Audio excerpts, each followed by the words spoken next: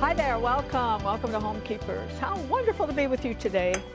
Hope you'll stay with us for the next few minutes because this is going to be a good one. But I want you to know how much we appreciate you. I sent out a whole bunch of letters yesterday to people who support the ministry, and some of you support every single month, and to see your name and to just appreciate the fact that you've joined hands with this ministry. I want you to know that we notice it and that we appreciate it, and it's not possible to really talk to each one of you, but please take this from my heart, that we do appreciate you. And one reason I so love this ministry is because of the guest we have today. Because you see, I can sit here and bring to you the very best, so many subjects, and it helps all of us. But I'm a preacher's kid, and my whole family is preachers, by the way. But I remember those Sundays when a missionary would come to our church, and he'd bring the little artifacts, you know, from Africa. Sometimes they would be on the altar, and then usually they would say, you know, at the end of the service, would you be willing to serve the Lord? And a lot of people would come and dedicate their lives to the Lord because this missionary come. Now, fast forward 50 or 60 years, the whole scene has changed. Used to, a missionary would go away, you know, for 4 or 5 years. We would never see them again. We might hear from them, but we wouldn't see them. But then, you know, air travel took over and short-term missions, and this is an exciting day.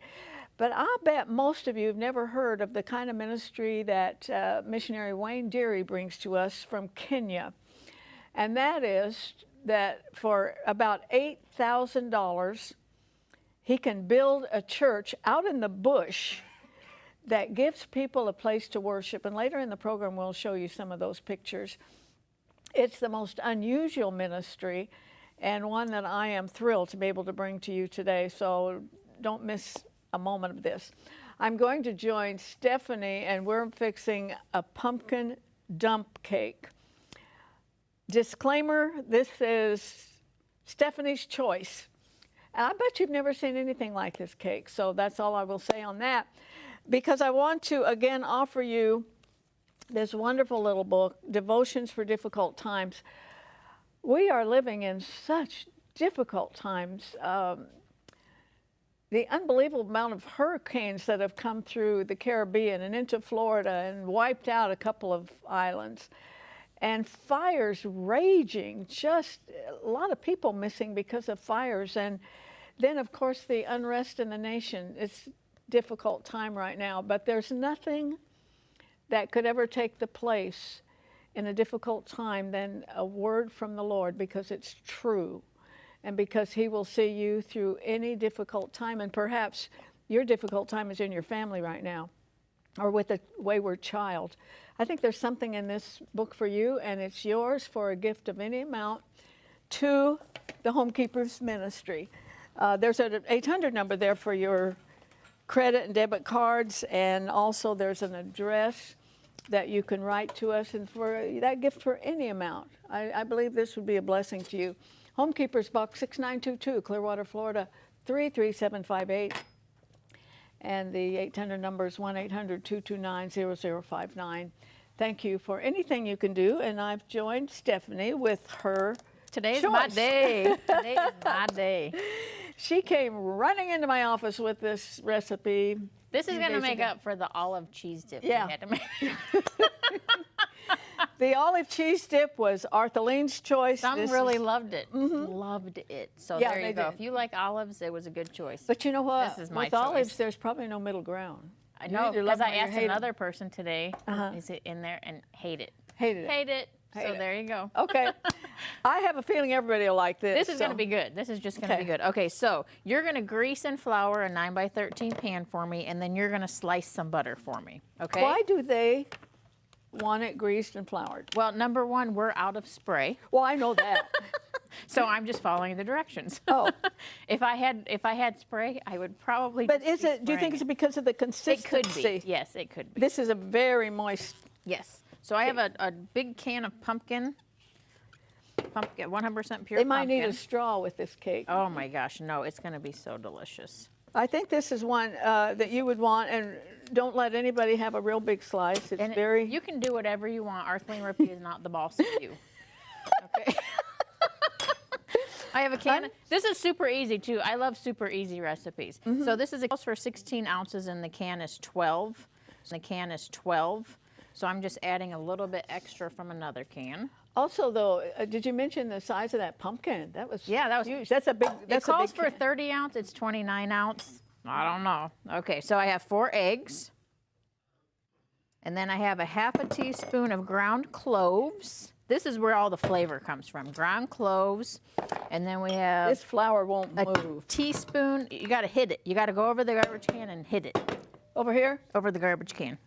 Oh, okay. And just hit the bottom of the Okay, pan. you talk to the folks. Okay, so a half a teaspoon of ground cloves, 2 teaspoons of cinnamon, and it called for a cup of sugar. Excuse the noise.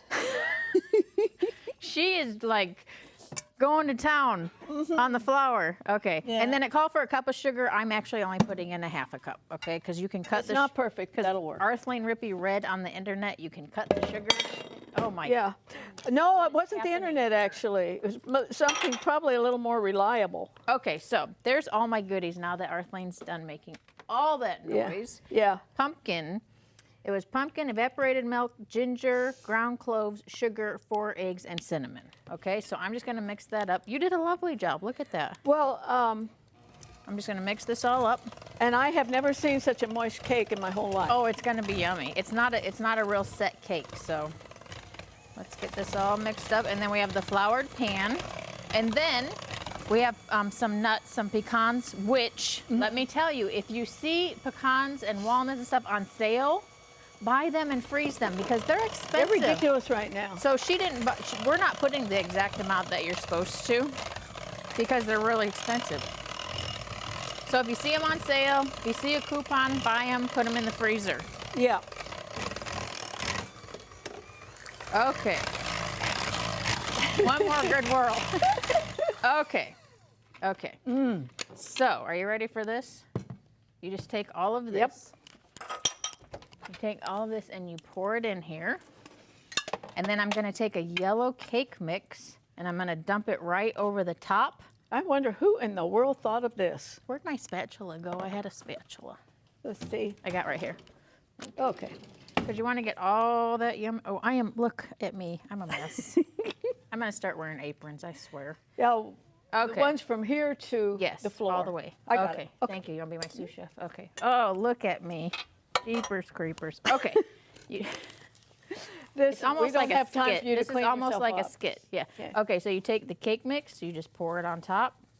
It's crazy, right? Dump cake. You know, whoever thought of this was rather innovative. yeah, and I they don't were- know who thought this could work. They were willing to take a chance. Yeah. Okay. Then you put this on it. Nope, nope, nope. Not yet? Then the nuts, Oh. Nuts first? which you want more nuts, but they're expensive. So, okay, now just lay the butter Yeah. all over. And then you bake it for like an hour. Here, you do that and I'll Okay. grab the one that's finished. You bake it for an hour at 350. And it's not a real set cake, but it jiggles a little bit when you bring it out. But then once it sets, it will stop jiggling. Because you're going to think it's not done, but it's done. You know, about what? About the 1st of November. Do we have a spatula? I just got you a spoon This- to okay. scoop it out with, yeah. Boy, there's a lot of pumpkin recipes. So you just bake it. Oh, is it hot? No. Oh, okay. It's interesting. I'm getting Yeah, in see, it's not a set cake. Like it's like a thick pudding or it's something. like a molten lava cake, if you know what that is. It's hot. Yeah. You're about to spill it again. What a mess. I think you would like this for your holiday. It is delicious once it cools off a little bit. Yeah, It's and, so good. And it's light. Sometimes pumpkin things feel heavy. That's really I think good. a pumpkin pie really feels heavy. You want this recipe. Yeah. Just take my word. So it is called pumpkin dump cake, and it's yours for the asking. Information's coming up on your screen. And so take note of that, and I want you to meet this wonderful missionary friend of mine, okay? If you would like a copy of today's recipe, you may receive it by contacting us through social media as listed on the screen. When requesting a copy through the mail, be sure to include a self-addressed stamped envelope. Thank you, and please know we always appreciate hearing from our viewers.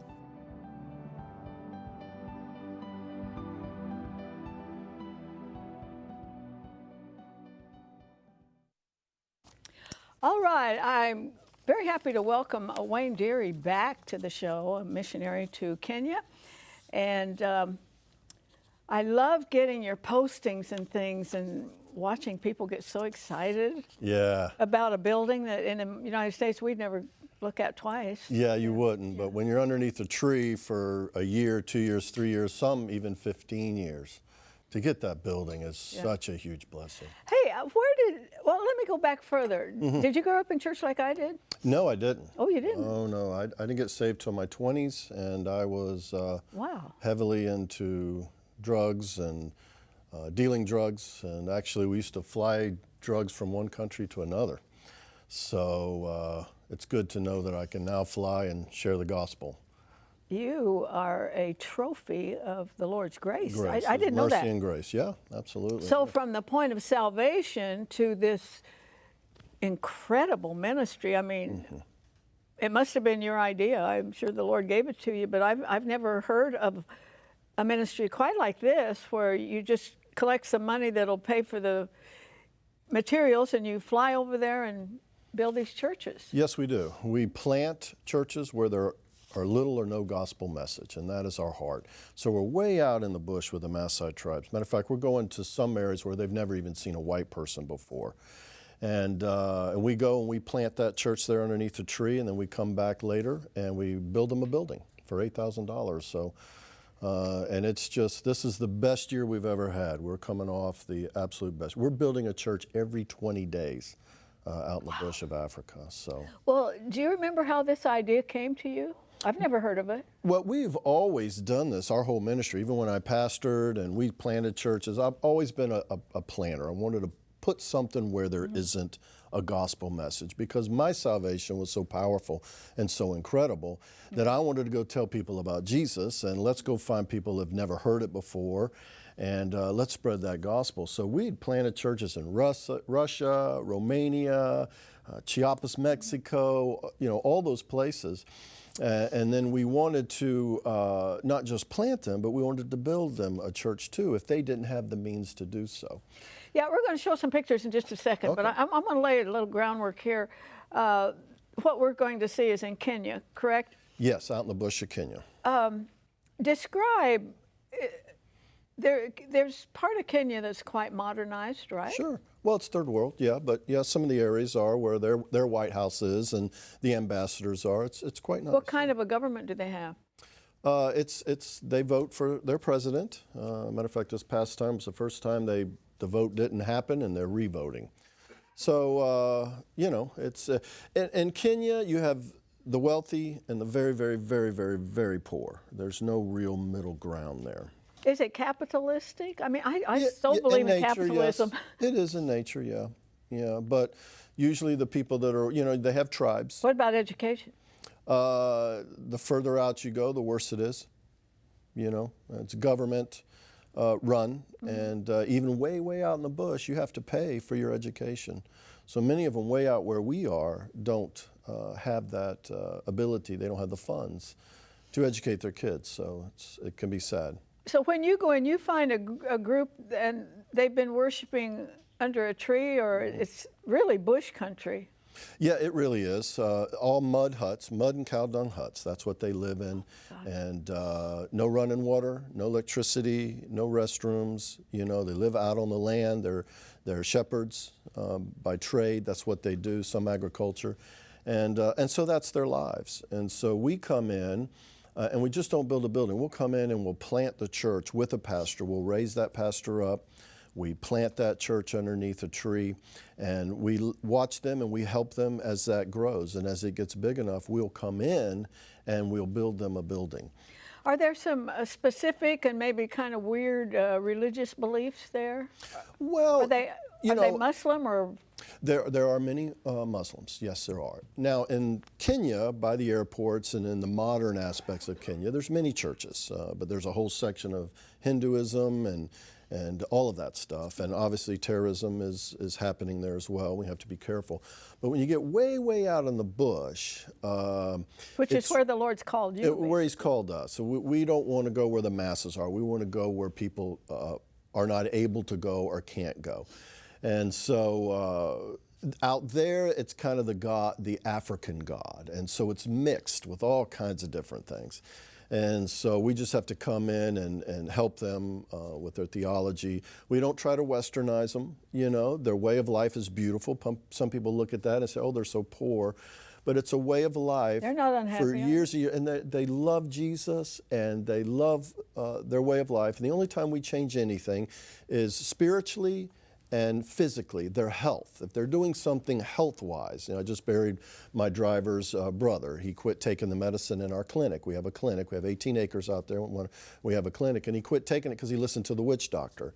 And he eventually got full-blown AIDS, and he died. And so, you know, you have those things, and those are the things that we want to change and make an impact on, the spiritual aspect and the health aspect. How do you get a pastor whose theology is right? Because you have places like Haiti and so forth where they mix the Christianity with something else, and that's a real danger. Sure, but they're doing it in America. Mm-hmm. They're mixing it. They're deciding how they want to have their theology, and you know, it's not being molded in God's image. It's molding God in our image, and they do the same thing. It's just different. Yeah. And so we have to come in and say, you know, that's not right. Let's do this. You know, they marry multiple wives. And so when they give their lives to Jesus, we say, look, you know, one wife, this is wise. How do they accept that? Well, most see that with relief, maybe. there is less of everything if you do it that way. And they see that. They understand that. Yeah. So, but there's things like that you want to move in and help them understand and see according to Scripture. Yeah, it's just so basic that we can't hardly wrap our mind around it, you know. Yeah. But they're paying people now to become Muslims. They're literally paying them to come to their churches, and then they indoctrinate them and then brainwash them. And so they're beautiful people. They're wonderful people. We want to meet them and minister to them and touch their lives.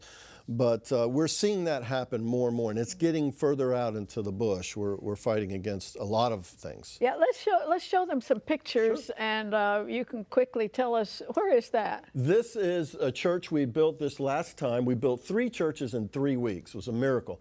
And that is the dedication service. As you can see, it is standing room only. Yeah, some of those people walked 6 hours. Yeah.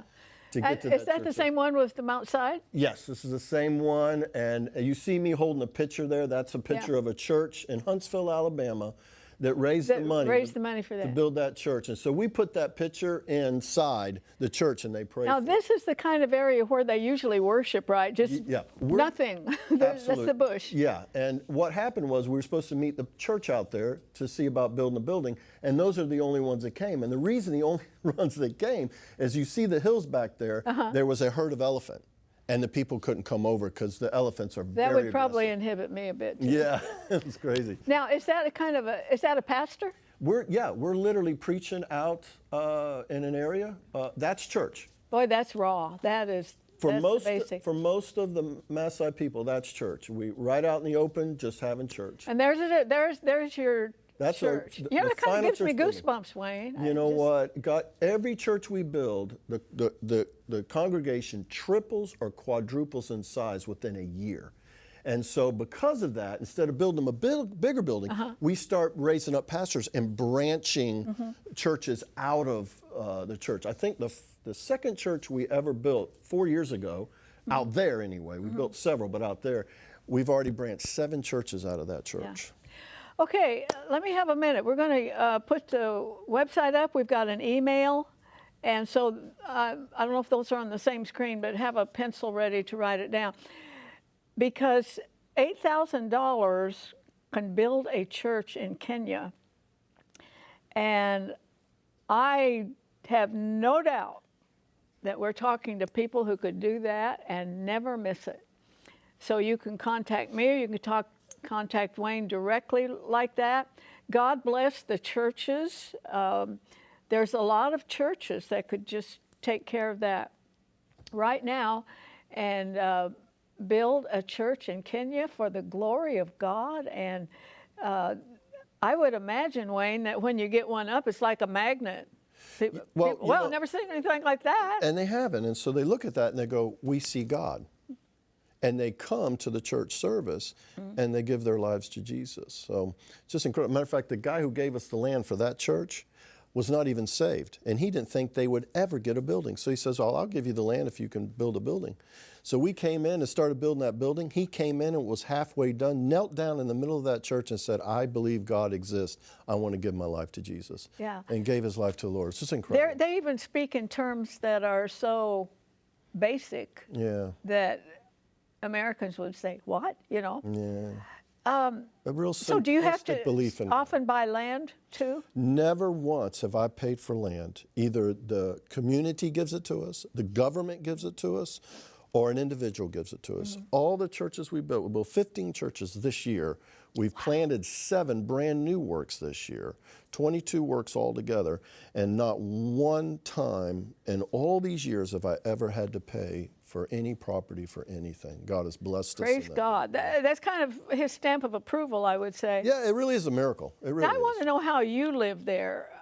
There's no running water. Can you brush your teeth or take a bath? Yes. Some of the things that Americans kind of like to do? Yeah, well, in some of the centers out there in the villages, there are some metal buildings or some block buildings. Most of them, they're not. Where I am at, I live in a place called Majimoto. It's an actual hot springs. And we pipe in the water from the hot springs into our 10 buildings, including our clinic, my home. And so I do have running water, but most people don't. And we were blessed to be able to do that and have 18 acres right by that hot springs. And so, you know, you don't get showers and some of those things, you know, and you're out there for 21, 22. What's the temperature like? It's gorgeous. Even in the summer, it'll get a little warm, maybe 83. Oh, come on. That's it. And I'm going there. Yeah, Florida's ridiculous. Right now, the high is 79 and the low is it dry? 56. Right now, we're in a drought, and it's very dangerous. If the people could pray, the droughts have been so bad over the last 3 or 4 years.